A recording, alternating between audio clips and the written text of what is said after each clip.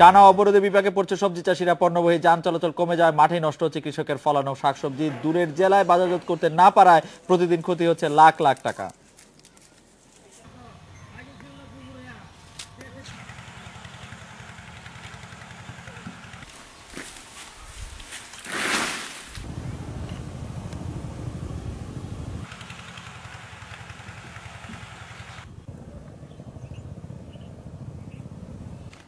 এই বিষয়ে জানতে চট্টগ্রাম, রাজশাহী, বগুড়া, বরিশাল এবং সিলেট থেকে যোগ দিচ্ছেন সহকর্মী মামুন আব্দুল্লাহ, আহসান হাবিব, হাসিবুর রহমান, মুরাদ আহমেদ এবং আল আজাদ। প্রথমেই জনাব মামুন আব্দুল্লাহ, আপনাকে জানতে চাইবো দেশের প্রধান ভোগ্যপণ্যের পাইকারি বাজার খাতুনগঞ্জের কি অবস্থা, বেচা বিক্রি, পণ্য পরিবহনের কি অবস্থা সেখানে আপনি দেখলেন, আপনার সাথে ব্যবসায়ীরা কি জানালো জনাব মামুন আব্দুল্লাহ?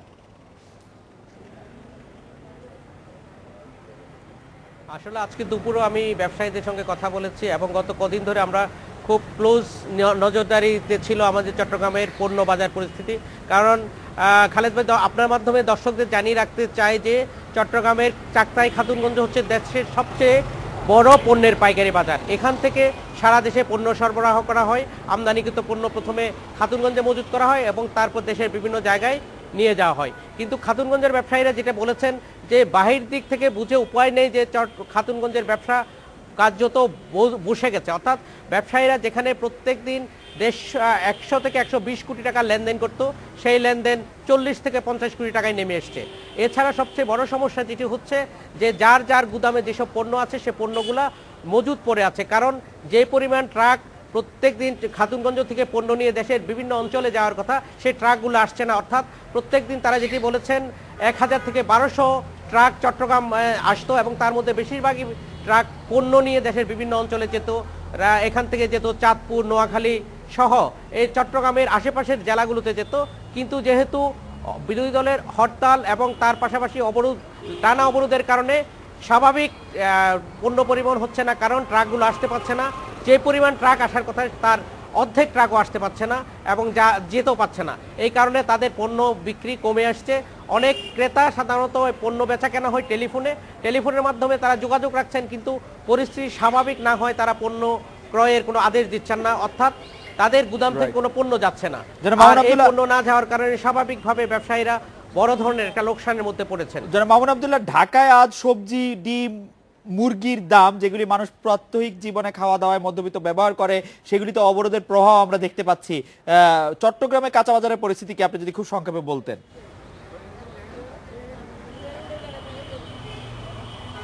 আসলে কাঁচা বাজারে চট্টগ্রামের আশেপাশে অনেকগুলো উপজেলা আছে। এখানকার দোহাজারি, হাটাজারি এবং পাশাপাশি সীতাকুণ্ড, মিরসরাই এইসব অঞ্চলে ব্যাপক সবজি চাষ হয়। ব্যাপকভাবে পরিবহন হতে না পারলেও কিছু না কিছু সবজি রাতের মধ্যে, মধ্যরাতে কিংবা ভোর রাতে আসা যাওয়া করছে। তার কারণে খুব বেশি প্রভাব পড়ে নাই। অর্থাৎ বাজারে সবজি পাওয়া যাচ্ছে না, ডিম পাওয়া যাচ্ছে না, এইরকম পরিস্থিতি চট্টগ্রামে হয়নি। কারণ চট্টগ্রামের আশেপাশে অনেকগুলো উপজেলায় ভালো সবজি চাষ হয়। এখানে পোলট্রি খামার আছে এবং এখানে ডিমের উৎপাদনও আছে। সেই হিসাবে মোটামুটি বাজারে সামান্য একটু হেরফের হচ্ছে, কিন্তু পাওয়া যাচ্ছে না কিংবা আকাশচুম্বী দাম, সেই ধরনের পরিস্থিতি এখনো চট্টগ্রামে সৃষ্টি হয়নি। জনাব মামুন আব্দুল্লাহ, আপনাকে ধন্যবাদ। আমি জনাব আহসান হাবিব, আপনার কাছে জানতে চাইবো রাজশাহীর সবজি, ফুল চাষীদের দিন কেমন কাটছে, তাদের উৎপাদিত পণ্যের বেচা বিক্রির হালই বা কি? আমরা দেখতে পাচ্ছি যে কৃষকদের একটি বড় অংশ পণ্য বিক্রি করতে পারছে না, কিন্তু ঢাকায় কিন্তু জিনিসের দাম বেড়েই যাচ্ছে। চট্টগ্রামে আবার লোকাল সাপ্লাইয়ের কারণে খুব বেশি না বাড়লেও অন্যান্য জায়গায় কিন্তু জিনিসপত্রের দাম বাড়ছে পণ্য পরিবহনের কারণে। রাজশাহীর অবস্থাটা কি? কৃষকরা কিরকম মূল্য পাচ্ছে? আহসান হাবিব। রাজশাহীর সবজি চাষ সেটির উপরে একটা বড় ধরনের প্রভাব পড়েছে এই হরতাল অবরোধ। আমি আজকে সারাদিনেই বিশেষ করে যেসব জায়গায় সবজি চাষ হয়, রাজশাহীর বহনপুর, পবা, বাগমারা এবং গোদাগাড়ি এলাকা, সেসব এলাকায় খোঁজ নিয়ে যেটি জেনেছি যে সবজি চাষিরা আসলে একেবারে চরম অনিশ্চয়তার মধ্যে পড়েছে, তাদের পণ্যের দাম পাচ্ছে না। কিন্তু বাজারে কিন্তু এই পণ্যের দাম বেশ চড়াই বলা যায়। এখানে শুধুমাত্র রাজশাহী গোদাগাড়ি উপজেলা টমেটোর কথা একটু বলে রাখি যে টমেটো সেখানে প্রায় প্রতি বছরই যেটি 400 থেকে 500 কোটি টাকার টমেটোর যে কারবারটা হয়, এবার সেখানে 2600 হেক্টর জমিতে টমেটোর চাষ হয়েছে। কিন্তু কৃষকরা যেটি অবরোধের আগ মুহূর্তে যেখানে আমরা দেখেছি প্রতি মন টমেটো বিক্রি করেছে সেখানে 300 বা 400 টাকা পর্যন্ত মনে, এখন কিন্তু সেটি 100 টাকা 150 টাকা, আজকে সর্বশেষ সেখানে 200 টাকা মন এসেছে। এটির কারণ হিসেবে তারা বলছে যে ট্রাক না পাওয়ার কারণে ঢাকায় বা অন্যান্য জায়গায় যে টমেটো যাওয়ার কথা সেটি যাচ্ছে না। যারা ঝুঁকি নিয়ে যাচ্ছে তারা কিন্তু টমেটোর এই যে ট্রাকের মূল্য ভাড়া অনেক বেশি নিচ্ছে। এক একটি ট্রাক আগে যেখানে 20,000 টাকা ভাড়া ছিল সেগুলো কিন্তু এখন 70,000 80,000 টাকা পর্যন্ত ভাড়া নেওয়া হচ্ছে। এর বাইরে গোদাগাড়ির বাইরে আমি পবা মোহনপুরে প্রচুর পরিমাণে সবজি হয়, সেখানে ফুলকপি বাঁধাকপি বা অন্যান্য যেসব সবজি আছে সেগুলো কিন্তু একই অবস্থা। কিন্তু এর যে প্রভাবটি আপনি বলছিলেন যে সেইখানে দাম না পেলেও কৃষকরা হয়তো ফুলকপি বিক্রি করছে সেখানে মাত্র 3 টাকা কেজি হিসেবে 4 টাকা কেজি, কিন্তু রাজশাহী শহরের বাজারে কিন্তু এটির দাম অনেকখানি বেশি, 10 টাকা কেজি বা 12 টাকা কেজি আজকের বাজার আর কি। এটি অন্যান্য সবজির ক্ষেত্রেও তাই। এটির কারণ হিসাবে যেটি জানছি যে কৃষকরা পণ্য না পেলে যে সেই সব মাঠ থেকে আসতে যে খরচটা সেটির খরচটা তুলে নেওয়ার চেষ্টা করছে অন্যান্য ব্যবসায়ীরা, যে কারণে একেবারে যারা মাঠ পর্যায়ে চাষি তারা ঠিকভাবে পণ্যের দাম পাচ্ছে না, কাঁচা সবজি নিয়ে তারা চরম বেকায় দেয়। অনেকেই বিশেষ করে অনেক যেসব সবজিতে দাম পাচ্ছে না বাজার থেকে মাঠ থেকে তারা তুলতেও পারছে না। আপনাকে ধন্যবাদ। আমি অবস্থাটি মোটামুটি বুঝতে পারছি। এখন সবজি চাষের জন্য বিখ্যাত বগুড়া, অবরোধের কারণে মাঠে সবজি নষ্ট হচ্ছে এরকম খবর আমরা পাচ্ছি।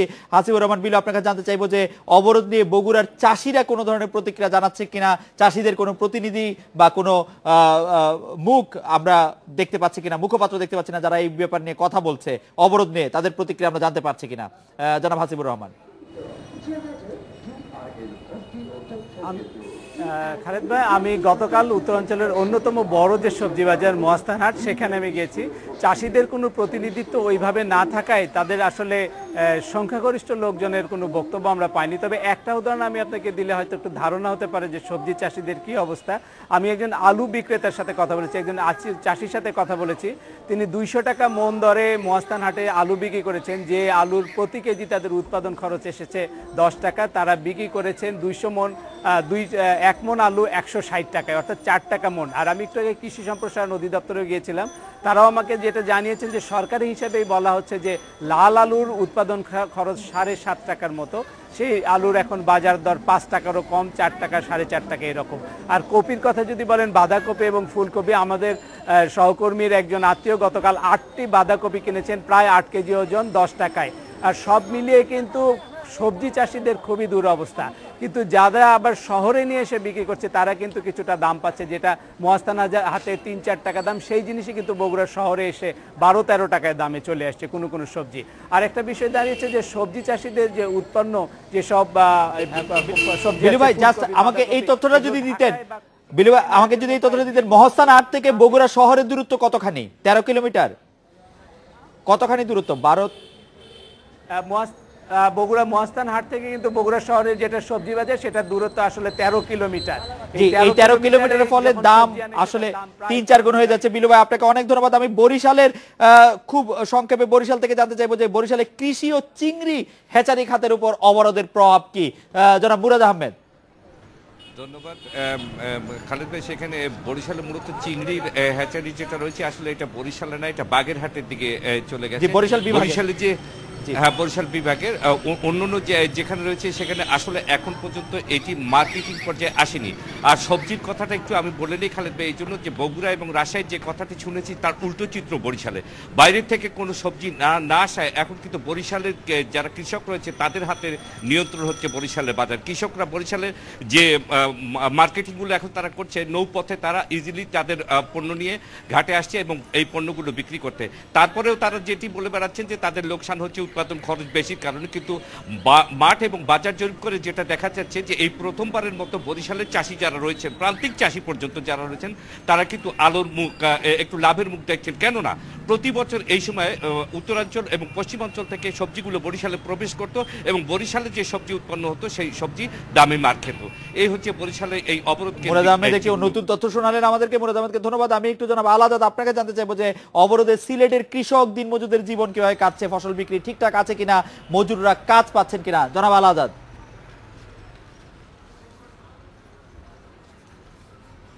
এটা খুবই স্বাভাবিক যে সাধারণ মানুষ, যারা খেটে খাওয়া মানুষ, যারা প্রতিদিন কাজ করে যা রোজগার করেন তাই দিয়ে সংসার চালান, তারা মারাত্মক বিপাকে পড়েছেন এবং সবসময় পড়ে থাকেন। এবারের যে অবরোধ এবং যে হরতাল চলছে সেই হরতালের কারণে তারাই সবচেয়ে বেশি কষ্ট করছেন। অনেককে অনাহারে থাকতে হচ্ছে, অর্ধাহারে থাকতে হচ্ছে। আজও সিলেটে হরতাল ছিল, যদি হরতাল আগের মতো হচ্ছে না। এখন যে হরতাল বলতে কিছু দূরপাল্লার যানবাহন বন্ধ থাকে, আর মহানগরীর যে বড় বড় শপিং মল আছে সেগুলো বন্ধ থাকে, আর রিক্সা চলাচল প্রায় স্বাভাবিক থাকে। অন্যান্য হালকা যানবাহন যেগুলো আছে সেগুলো চলাচল করে। কিন্তু যারা দিনমজুর, যারা বাইরে কাজ করতে যায় সব মহানগরীর বাইরে, তারা কিন্তু যেতে পারছে না, তাদের কাজও কমে গেছে, যে কারণে তারা মারাত্মক বিপাকে পড়েছেন। আর এই অবস্থা জনাব আল আজাদ, আপনাকে অনেক ধন্যবাদ।